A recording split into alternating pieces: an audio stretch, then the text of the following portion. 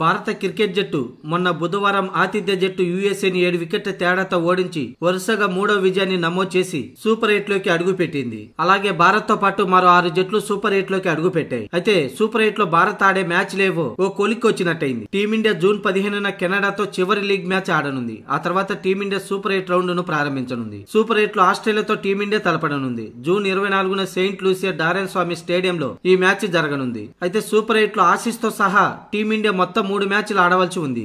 Aussies కన్నా ముందే June 20న team India Afghanistan తో తలపడనుంది. అలాగే జూన్ 22న బంగ్లాదేశ్ తో టీమిండియా తలపడనుంది. ఇక జూన్ 24న ఆస్ట్రేలియాతో టీమిండియా తలపడనుంది. దీంతో సూపర్ 8 లో భారత్ కు గట్టి పోటీ ఎదురుకానుంది. ఆస్ట్రేలియా, బంగ్లాదేశ్, ఆఫ్ఘనిస్తాన్ జట్లు టీ20లో ఎంత డేంజరో ప్రత్యేకంగా చెప్పాల్సిన పని లేదు. పైగా ఈ సూపర్ 8 మ్యాచ్లన్నీ వెస్టిండీస్ లోనే నిర్వహించనున్నారు. అక్కడ పిచ్చిలు స్పిన్ కు అనుకూలంగా ఉంటాయి కాబట్టి టీమిండియా మరింత అప్రమత్తంగా ఉండాల్సి ఉంది. ఈ స్టేజీల్లో కనీసం 2 మ్యాచ్లు గెలిచిన టీమిండియా సెమీస్ కు చేరినట్టే. భారత కాలమాన ప్రకారం రాత్రి 8 గంటలకి ఈ మ్యాచ్లు ప్రారంభమవుతాయి.